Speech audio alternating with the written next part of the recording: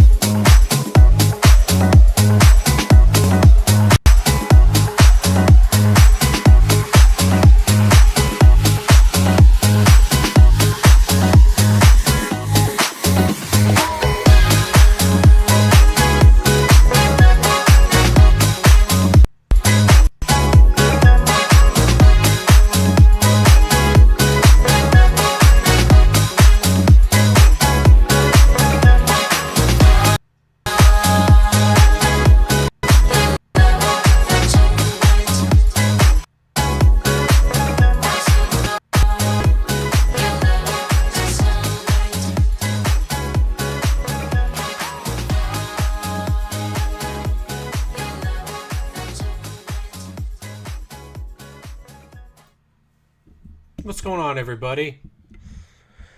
Just making sure everything's plugged in. I'm back. I've got my voice, finally, after a couple of weeks being on the DL, but we're here. ONTrack Weekly here on GeForce TV.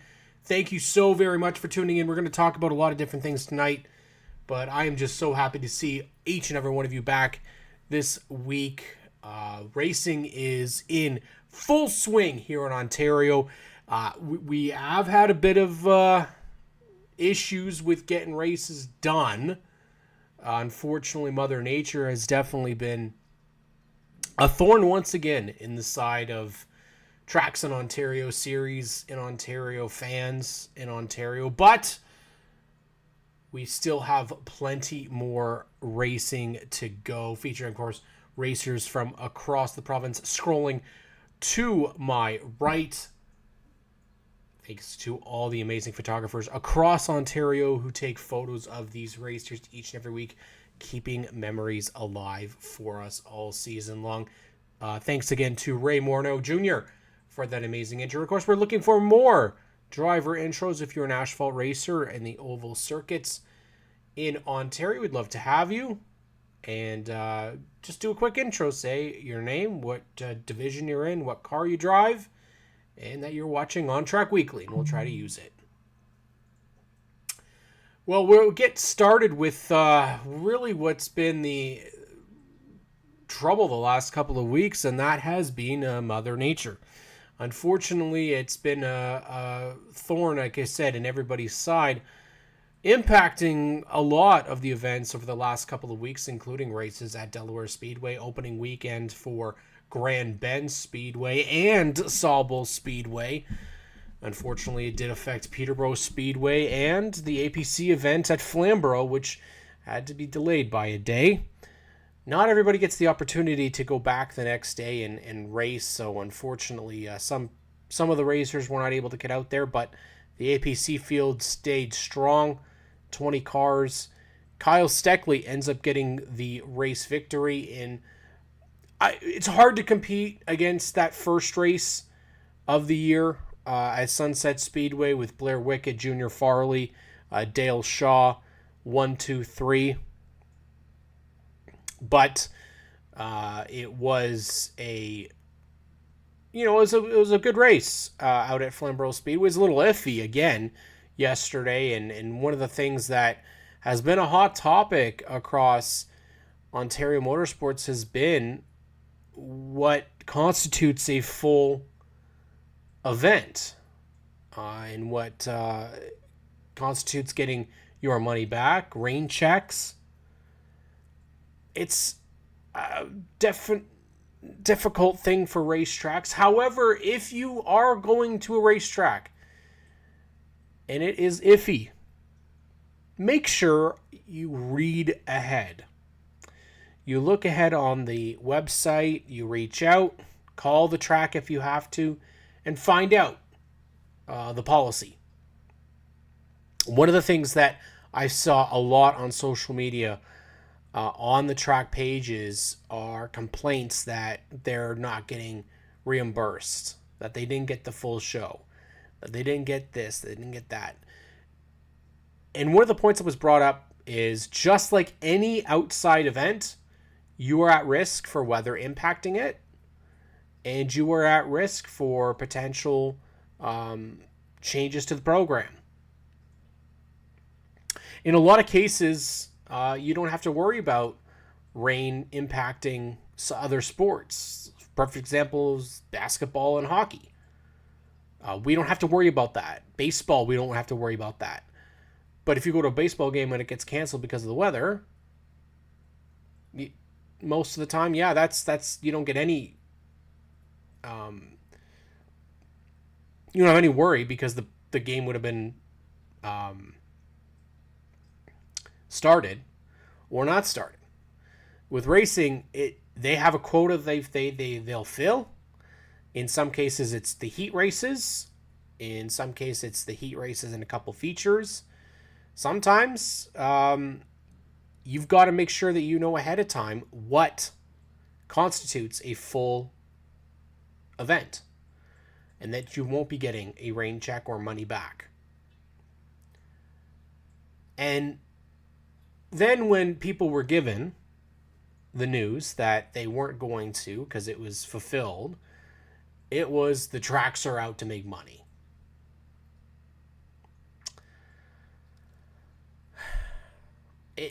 As someone who loves Ontario motorsports and motorsports in general, I can honestly believe that there are some people within the racing community that are out there to make money. Tracks, on the other hand, I don't know about that. You have to think about the revenue that they make all year round. Some tracks don't. It is a tough thing with payouts, with insurance, with vendors, with the racers. There's a lot of stuff that they have to go off and pay for as it is. I wouldn't say that racetracks are in the business of making money, trying to rip off people. It's a sad thing to see, because it deters new fans from coming out to the racetrack if all we put out there is negative. And it's so easy to do so, because everything is so expensive nowadays. It is a very expensive day to take your whole family out to the racetrack. It's just as difficult, though, if you're going to take your kids to the zoo, to a baseball game, to a hockey game. Everything is expensive. Big difference, though, is that you're not going to be impacted by rain if you go to a hockey game or a Toronto Raptors game. The racing sport as a whole is under a lot of stress, as it is. And we really have to make sure that we, as fans, take care of our racetracks, take care of the people that are putting it together. Bashing, I mean, I know there's questionable comments all the time made about stuff, but I would look at it as, do we want to help or hurt? It's a very, very tough thing. We don't have a lot of options left in Ontario for asphalt racing that are ovals. We don't. And we're going to go through the upcoming weeks for all the tracks in Ontario. We'll take a look at what their schedules are. And with some of those series or some of those divisions, we'll talk about kind of what's been happening. Now, the hardest thing is for a track that's all set to have their opening weekend and they have to cancel. Take the wind right out of the sails. And Sable Speedway would be one of those examples that was all set to go, finally getting their season opener, and they had to cancel because of the rain.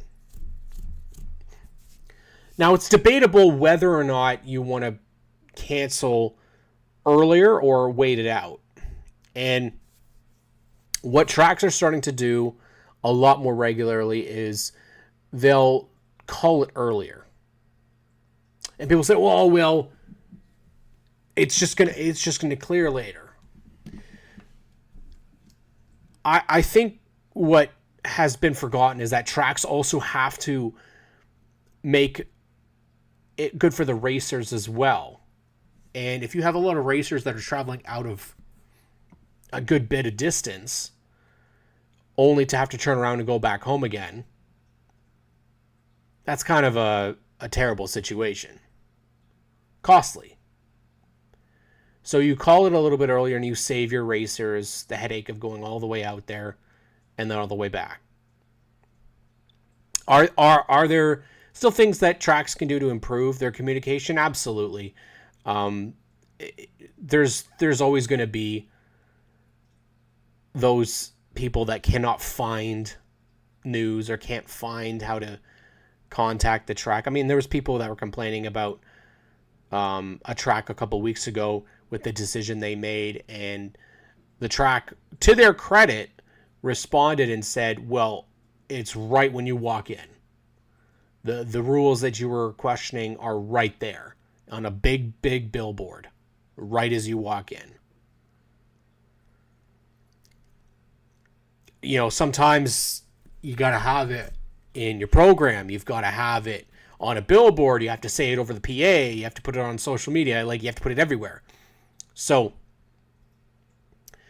yeah, I've noticed just a lot of that negativity around the sports and the tracks that are hosting the events. And we have to remember that there is a team of dedicated people, whether you agree with them or not. Now, I put a poll out there on social media regarding tracks and why is it that you don't support?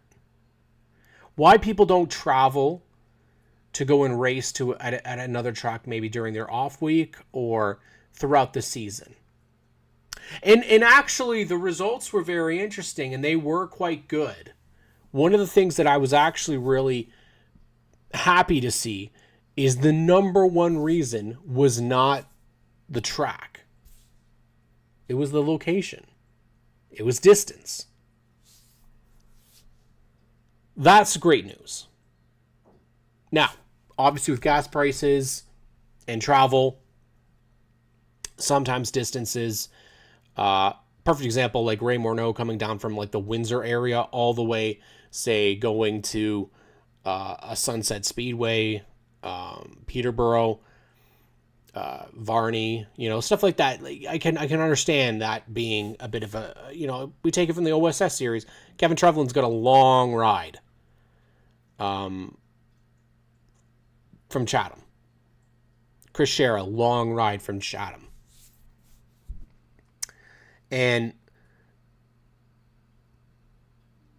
we have to kind of take that into effect as well. Like, you have to understand that there's different sides to racing than just the product that you see. And the fact is that the fans that and the racers that answered the poll primarily said it was the location. Payouts were up there as well, but also track personnel. And that's not something that you really want to see. Track personnel, and this is the big thing here, you want to make sure that people at the facility are being respected and are respecting the racers too. And I can definitely see that it can be a very tense situation. There's been occasions this year where we had people upset at a racetrack and posted stuff on social media. Now, myself, I'm not so much a fan of that. I think if you've got an issue, you do it in private, not public. And that in itself didn't have a good resolution. I mean, obviously, you going out and posting stuff is it's a common theme nowadays that people tend to go out and post stuff when they're upset, and then they'll go back and delete it. But once you post it out there, it's out there. So the hope is that by doing more interaction, racers with the tracks, and I think it's important that tracks and track personnel do reviews with the racers. I think it's important that everybody kind of knows and works together on what can we do to make things better. You know, are these people that are here helpful? Who isn't helpful? Who gives you a hard time? Like, I understand that that's in every type of job. It's in every type of event. You're going to have people that don't get along. And you're going to have rules that you don't like. But I mean, we've had several conversations with people that racing, you kind of need to work together. Tracks, if they could work together, I think it benefits everybody. A perfect example is if you take the pure stock event for Sable Speedway on Sunday, Saturday, Sunday. Primarily who showed up were local racers from Flamborough. Unfortunately, there wasn't a big turnout from other tracks because they were already running pure stocks the same night. Now, I'm not suggesting that anybody has out any obligation, but it benefits the racers a lot more if they have the opportunity to be seen on a big platform like Racing America. Benefits the partners. It's tough, though, and I understand the scheduling side of things. There were some opportunities if racers from Delaware wanted to go down, and there was some. Dan Story was there. Jesse Howard was there. Not a ton. And I don't think we really wanted. I don't really want to have like 39, 40 pure stocks out there, but I think they being able to have and support multiple tracks a year, that would be ideal.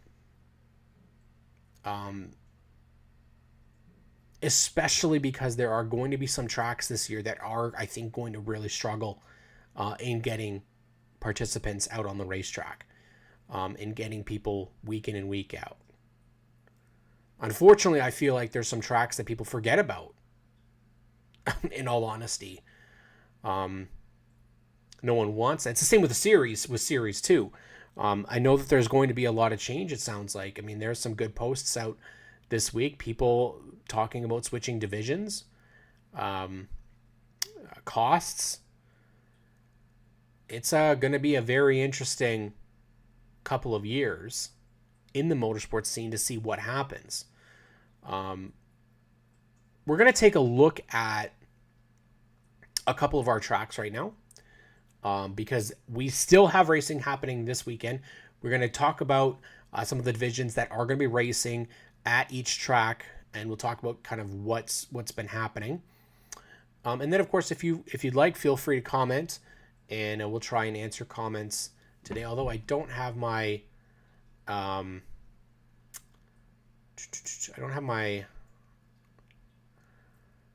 Nick Minton says, going to the races is still a way cheaper than going to the Jays Leafs Raps, and the kids don't need to pay full price or stay in the seats their whole time. It's absolutely true. But Nick has a great point in that a lot of kids did get brought to the racetrack.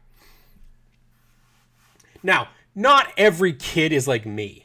Okay, when I was a kid, I was hooked, and I didn't want to leave. I just wanted to stare at the race cars the whole time. There's a lot of kids that aren't like that. So having stuff for kids to do at the racetrack as well. I'm going to say Sunset, Spencer, and Brendan had this rubber duck promotion. Brilliant idea. The kids' bike races, love it. More interaction for kids in and around the track. So stuff that they can do that's not just food to eat, but activities. And on a busy night, activities are the best thing that you can have. Now, I know like Full Throttle has the kids club. It's a great idea. And I think if tracks wanted to do that, that's a lot of work. But I like the idea of kids getting a special kind of treat each time that they're there. Calvin Reeser, a good buddy, Calvin Reeser says it's super early in the season. Lots of guys don't want to wreck their stuff for their own points night, and then there's budgets. And that's the thing too. Now I only look at it, Calvin, and that's probably a little bit more negative of me to look at it that way, of we have this opportunity on a platform for those racers, but also to support, I guess, Flamborough Speedway as one of those tracks that I do feel it has struggled this year, except for really the pure stock division. One of the best pure stock divisions in the province. The racing in Flamborough's pure stock division is phenomenal. I'd put Sunset up there now too, and not just because Calvin's in the conversation here, but I've seen bone stock divisions be a mess. And we've seen it in the last couple of years where there's been some nasty bone stock wrecks, constant wrecks, spins all over the place. The last couple of events for the bone stock division out at Sunset Speedway, in fact, primarily mostly this entire year, has been very clean. Some amazing finishes. I'll go back to Aiden Harper's first win, side by side with Chris Allard, and almost in a 3-wide battle to the line with Phil Givens as well. Jordan Owen was a part of that, and clean. And it's not a division that is got the best reputation. As sad as it is to say, bone stock racing is some of the best stuff that I've seen. And I go back a couple years ago and there was like 6 cars. And now you go up there and there's routinely 14, 15 cars, and 8 to 10 of them can win. But I'll take it from the track that I've seen the pure stock racing at the most.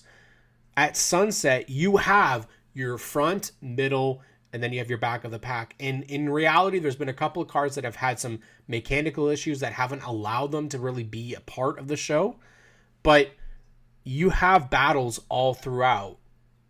And it's not really getting that spread out, which is the best part about the show. I'll argue that the bone stock division at Delaware, while has a lot of cars, there are like 2 guys that have been the best of the best. Jeremiah Rabideau, to the max, has been the highlight in the bone stock division for years. It's gone through a bit of a change as well. Jay Cox used to be part of that. He's not in that division anymore. Chris Lawrence, Joe Lawrence were part of it. They're not in that division as well. And what I think is important with these divisions, and I think by having Calvin, by having Chris Allard as a part of these bone stock divisions, as veterans, they're teaching the young guys that are coming in the bone stock division how to race and how to race clean. Phil Givens as well coming in and doing such. You want to have a division where you're not wrecking cars every week. And unfortunately last year there were some shenanigans, and that's the best word for it. There was some stuff that really put a black eye on bone stock racing and made it look really bad, made it look really cheap and psychotic in a way. And this year, I was trying not to be too excited while I'm trying to record bone stock races, but the reality was that some of the racing it was some of the best racing I've seen in my life. Comparable to like NASCAR Canada. For years I've been watching NASCAR Canada, but you cannot have 3-wide action most of the time with NASCAR Canada at Sunset Speedway. However, they did with the bone stock division. and it was fantastic. 3 wide, like through the pack. I mean, the pack all tight together. They really didn't. They really haven't had any lap cars to deal with, so the pack has been pretty close together. You add in the mini stock, division, super stocks. Everything's been really close, and then you go into Peterboro. Peterboro as well has had a massive continuation of a program that has been so successful at bringing in young kids. The Junior Lates program at Peterboro Speedway was nuts last year. And I believe the official count was either 18 to 22 junior late models at Peterboro this past weekend. Now, they do have a split. They have their junior late models and then junior lates pro. But you have that, and you've had up to 10 at Sunset Speedway. Sable, we haven't gotten to see theirs yet. We've had about, I think, 8 at Full Throttle. Full Throttle's struggled a little bit this year with their count for the junior late models. But this is great news. These are our future racers. These are those, and there's Peterborough's got a great ratio of boys to girls coming in. They've got a good crowd. You've got some racers that aren't from racing families. Some junior late models racers that are coming in and getting their first ever experience. And they go out and win heat races like Savannah Strawn. There's a definite buzz in a program like that. They did several sets of heats at Peterboro Speedway this past weekend and multiple heat winners. You had Wyatt Beatty, Savannah Strong, Brody Coates, Lila Sigma. I could tell you which Cusino it was. Landon Sellers. That's what you want. Is a division that is, sure, stacked, but also is having the parity and can put on a great show. And I really like that we're going to be able to see more and more of these kids grow up, move in divisions. We've seen Will Quarry come up and race Jake Spencer Walt, move up Ryder White, Layla Walzer. And they're going to come in. They move into either mini stocks. Most of them have gone into mini stocks. We're going to see a lot of them, I think, move into legends. The legend division. Cole Camrath actually wasn't able to get his debut, unfortunately, because Sable got rained out. But it's great that you have a ladder system. We have to be careful, though, because after a certain point, we talked about, you get the mini stocks, and Rick Spencer Walt had posted something on social media about the cost for mini stocks just getting way too much. And then we already know super stocks is way too much. Late models is way too much. So everything's getting to be out of reach. And we don't want it to go too much more out of reach. If there's a way that we can keep cars like the Legends, Bandoleros, OSS, Modifieds, that's another one I think that's very important. Modifieds, hot rods, if we keep those costs down, sure, prolates can be the top of the line. Mini stocks should not be costing as much as they do. But even at the same point, we've heard prices for bone stocks being a lot.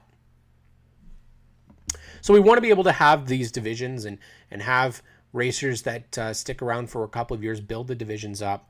I know in some circumstances, some divisions have struggled, but at the end of it, I think the Legends look very strong this year.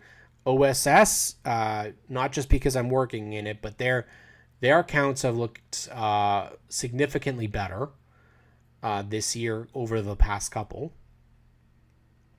And then I think the weekly divisions at the tracks where they're being highly promoted, I think Delaware, you're not gonna have a problem. Delaware's still have solid count all the way through. Sunset with the promotion team, Spencer is clearly put a ton into that product, and it's paying off. Full Throttle, I mean, they have their consistency in their counts as well. I don't know about Grand Bend. I actually thought Peterboro looks like it has more competitors in the bone stock division. Mini stocks look to be about the same. Renegade trucks look to be about the same. Junior late models look to be more. Pro lates look to be a little bit down. And you know what? And the super stocks are about the same as well. So those divisions that are the cheaper ones, or the lower divisions, the quote entry level, not bad so far. Now, we've got a lot to look forward to this weekend. It is a very jam-packed weekend. We have racing scheduled on every track in Ontario. It is going to be very interesting, for sure, to see what comes out of this past weekend. Let's take a quick look first at what's going to be taking place this Saturday, June 15th. And we're going to start at Flamborough Speedway. Officially, the Don Biederman Memorial, the Super Lates are in town for 75 laps. Canadian Vintage Modifieds back out on the racetrack, mini stocks, and of course, the highlights, the pure stock division out at Flamborough Speedway. You can get out there.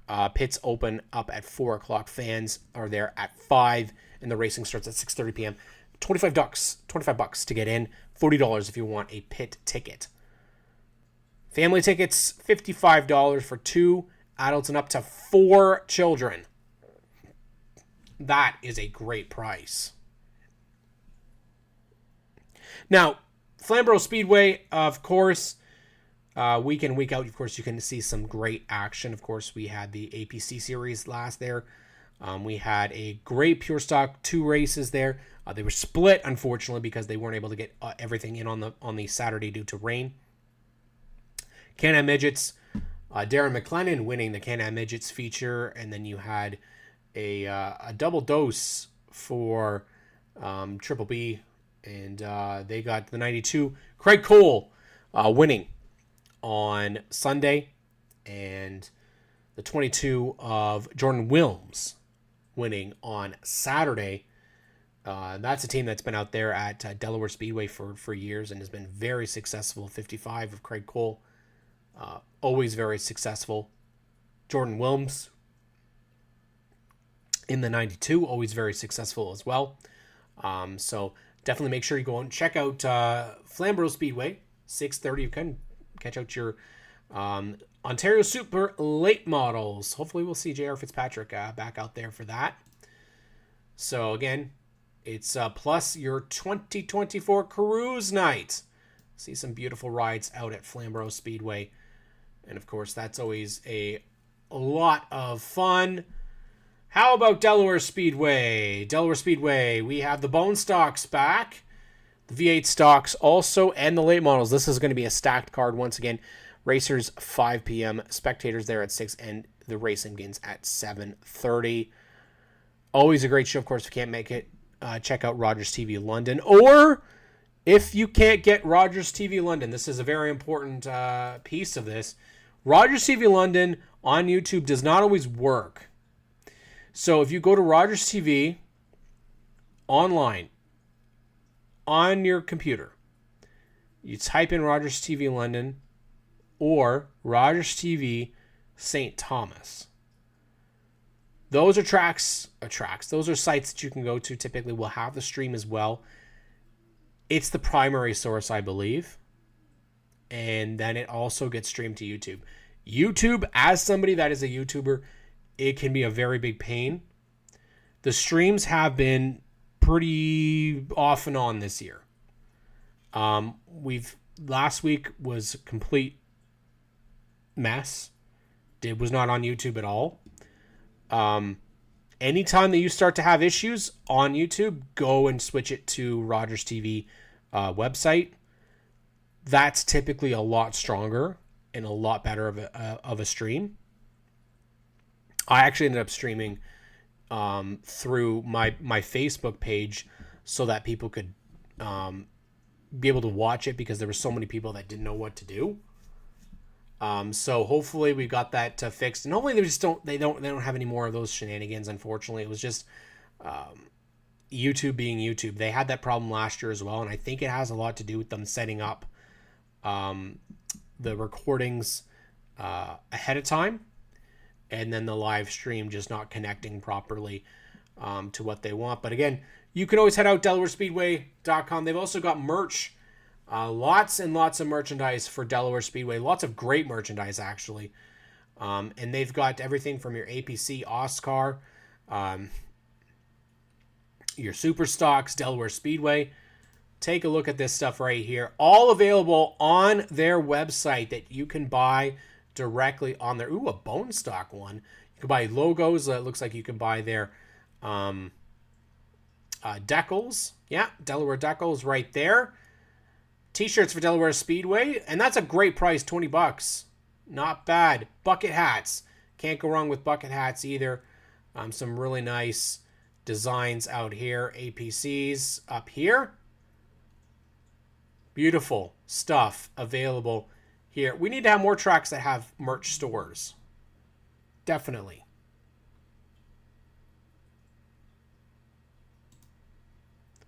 Delaware Speedway. Always great action on Friday nights. Peterboro Speedway's also got some great stuff coming up this weekend. The KOD presents the APC, that's right, APC Series. And the Dayco Superstocks make their debut for the 2024 season.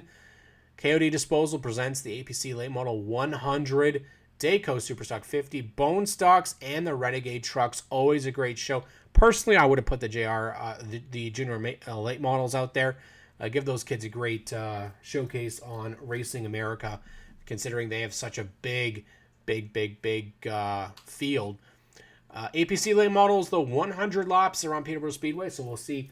They'll probably have some local favorites like Jacob Mercer, maybe James Horner, Kelly Balson, perhaps. Ryan Kimball, he'll probably do it. Dayco Superstock 50, we still can figure out who's going to be in that field. Sean Chenoweth released his paint scheme for this year's Dayco Superstocks, and it is a beauty of a car. Bone Stocks out there, the weekly division out there, so there'll be lots of fun to see them. And the Renegade trucks. Of course, Stacy Switzer's always got the best looking truck out there, the Tonka truck. Can't go wrong with it. Unfortunately, no more Superman truck out there for Paul Boundy. He's not able to do the truck this year, but yeah, it happens. It happens. Now, there's other tracks that have not been able to get started this year that are finally going to get going. We'll talk first. June 1st was actually supposed to be the opener for Grand Bend Speedway, but now they will get started with theirs. As you see, it was canceled. Now, if you're not familiar with Grand Bend, is now a NASCAR sanctioned track, so they will have their weekly classes, their NASCAR classes. If you take a look, you've got NASCAR classes. June 15th at 7 o'clock is their season opener. NASCAR classes being late models, mini trucks, bone stocks, and 9 horsepower sprint cars. And then on top of that, you've got junior sprint cars and the Great Lakes Legends. Stacked card out at Grand Bend Speedway. I know Gordon and Tabitha are really wanting to put on a great show. And that'll be big. 7 o'clock p.m., Grand Bend Speedway. Believe they might have live streams of their program available. Chris Soares, I know, had done some of the broadcasts last year, and that was on their Facebook page. So always good stuff to see another racetrack opening up for the racing season. And definitely curious to see what the counts are going to be like out there, see who's going to be part of the festivities out at Grand Bend Speedways. We talked with a lot of racers. That is where they started out, at Grand Bend Speedway. Now, another track that needs to get going this year because they weren't able to get going last week is Sable Speedway. That's right. Head out to the beach. And unfortunately, it's been a really tough start to their year because they have been affected a lot by rain so far this year. However, June 15th will be their first opening night for the season. Oscar Night, presented by the Fireplace and Patio Shop. 40 laps for the Oscar Hot Rods and 40 laps for the Oscar Modifieds. On top of that, it's the Epic Racewear Bone Stocks, and coming back to the beach is King of the Hill. Unfortunately, what that does mean is that the Junior Late Models, United 8s, and the Sables Pro 4 Modifieds, and the Hall of Fame special announcement are not happening. That were part of the opening weekend. Brad Holmes and the team out at Sable Speedway want to get you there. So go and enjoy some time at the beach. SableSpeedway.ca for all your updates.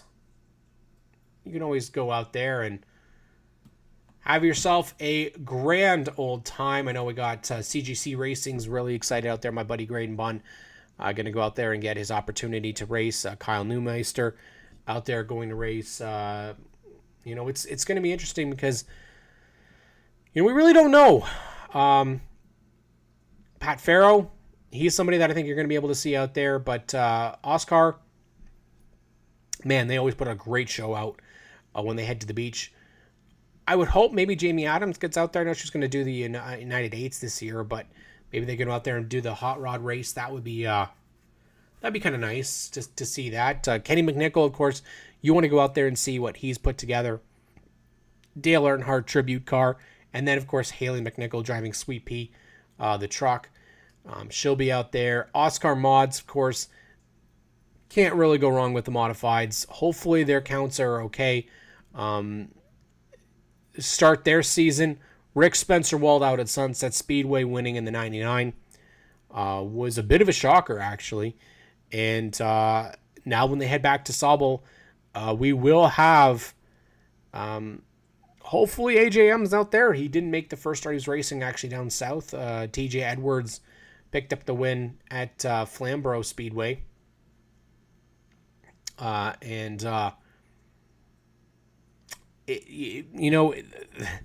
Modifieds are easily one of my favorite divisions across Ontario. I'd like to see a couple more out there, and I know that's easier to say than them actually going to be out there. But I want to give a call to Dave Gainforth for all he's done and wish him, hoping he's having a speedy recovery as well. The Oscar divisions, man, they are still rocking, and they have such great looking race cars. And with those the Oscar hot rods each and every week, it was a tough opener for them at Flamborough. 3 or 4 cars had engine issue. 4 cars. Steve McCaw, Ryan Cowan, Haley McNichol, and Thomas Wunsch all had mechanical problems that benched them. And no one wants to see engine-related issues first race out. Such a bummer.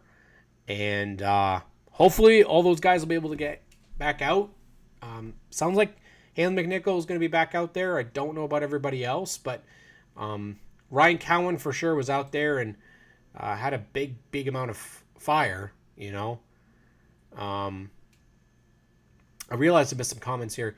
Gary Calling. Hey, how you doing, Gary? Delaware's Bone Stocks, third period hockey says, Delaware's Bone Stocks are great to watch. And besides the top 2 or 3, there's a really competitive next 20 cars or so this season. My question is why they don't educate rookies on the flag meanings and hold your line. They need some sort of test before racing. Yeah.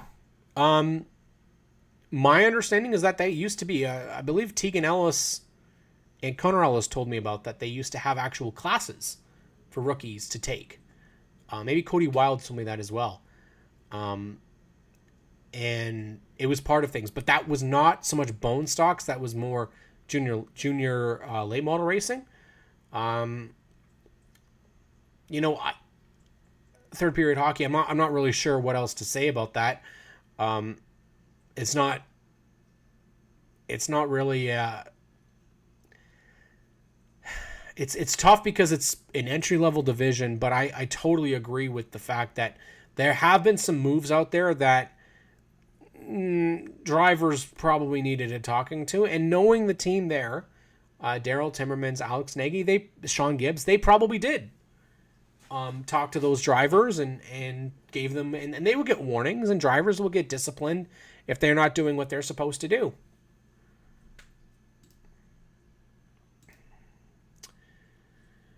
So aside from heading out to the beach, we're going to head over now to Full Throttle Motor Speedway. And unfortunately, Full Throttle was also affected by the rain this past weekend. And so they were not able to get out there. It was tough because they had Pro Challenge for the first time in, it's been a while. And unfortunately, so the Pro Challenge series were not able to get going there. Pro Sprints, Fun Stocks, Mini Stocks, Street Stocks, and the Hot Rods. However, June 15th, they are back. Back for Fan Appreciation. It is an autograph night for the drivers, for the junior late models, mini trucks, thunder trucks, street stocks, the first race of the season for the Ontario Late Model Association, and the Crazy Trains. This will be big for the Ontario Late Model Association. This is their opportunity to put on a great show to start the season. They have not yet had a race. There's supposed to be six races this season. First one was rained out. And then, of course, you've still got your weekly divisions out there, junior late models, mini trucks. Del Freiberger picking up a win. Been a pretty good battle, actually, in the mini trucks. So we'll take a look at the point standings because they're pretty good at updating. I don't know if it's fully up to date, though, on the website. But Thunder Trucks as well, between Jason Vale, Tanner Holmes, Andrew Vale, Mason Culver. That has been a great battle. Street Stocks, it's been kind of all over the place. And then the Crazy Trains are, well, crazy. And so we got the Fan Appreciation Night on June 15th, 6 p.m. is when your racing starts out at Full Throttle Motor Speedway. We'll take a quick look and see. I don't know. No, they're not updated, unfortunately. We've got some points updated as of June 1st. So not as of this past weekend. So we're not going to look at those point standings yet. We'll take a look, though, just quickly at the amount of racers so far. So Pro Sprints, they've had 9. Junior Late Models, they've had 9. Mini Trucks have been up to 15. Pure Stocks has been up to 26, or Fun Stocks, what they call them. 13 for your Mini Stocks. Street Stocks has had 12. Thunder Trucks has had 8. Varney Hot Rods has had 9. And then you've had 6 Crazy Trains. So not crazy, not too low, not too big, but I'm sure they would be loving to see a bit more out there, and that happens. I mean, it's also still the beginning of the season. Some people don't get going really until July and August. So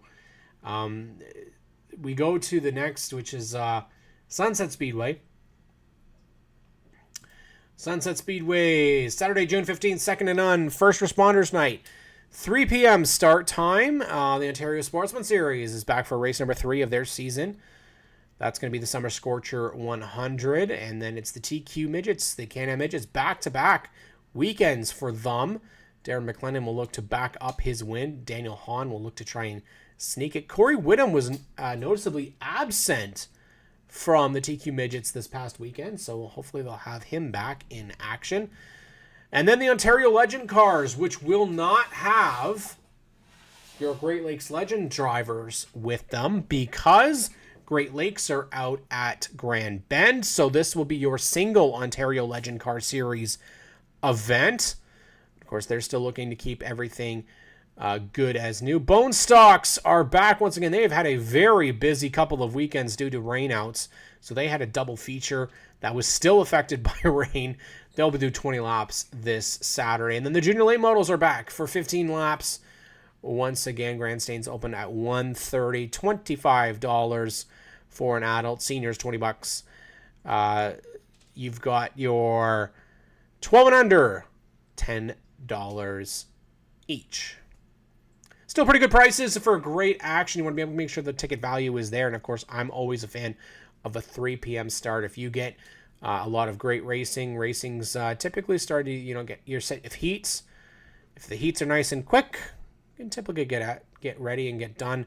If we can get that Ontario Sportsman Series to start around 7 o'clock or 8, that would be fantastic. Get that good, and then we get out of there by 10 o'clock.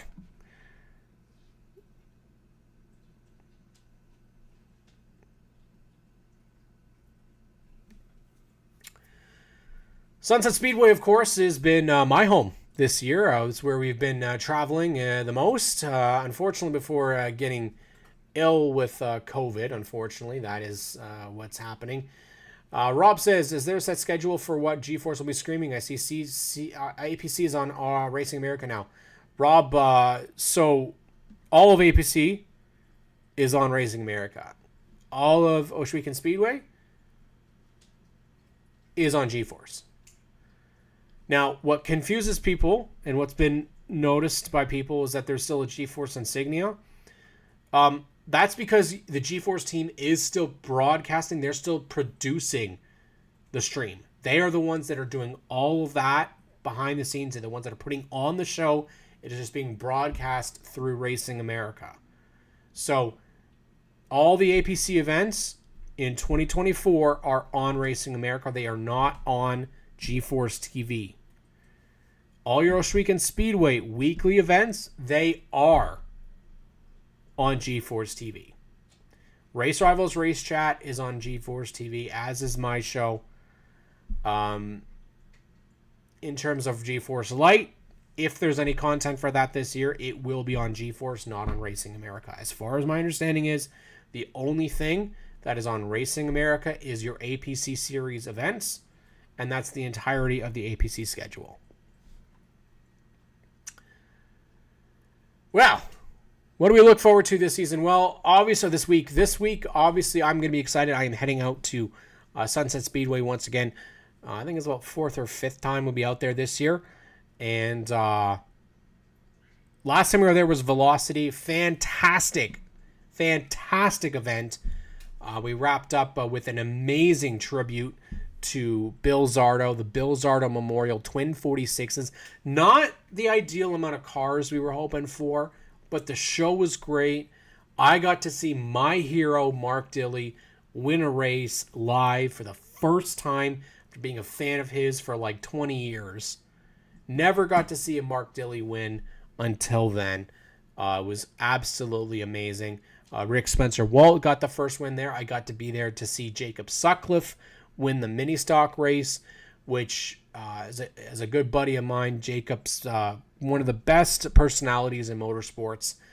He and Wyatt Sutcliffe have been fantastic buddies from the start. And the bone stock race was fantastic with Aiden Harper getting a 3-wide win. The junior late models was fantastic between Cole Camrath and Josh Davenport. Fantastic battle between those two guys, those two kids really. And Josh Davenport recovering from a spin as well. So the racing this year at Sunset, at least to start this season, holy jumping, has been fantastic. Really hasn't been anybody really, like the hot rod race got a little bit spread out, and the APC, the opener Steve Slaughter Classic got spread out, but the weekly kind of divisions, maybe junior late models kind of get spread out a little bit too. But the weekly divisions have been close. They've been fantastic battles. We're looking forward to seeing the modifieds out at Sunset. Unfortunately, they've been kind of affected by rain. But I'm excited to see more. The hope is to get out to the Flamborough Speedway at some point this year for OSS. Same with Peterboro.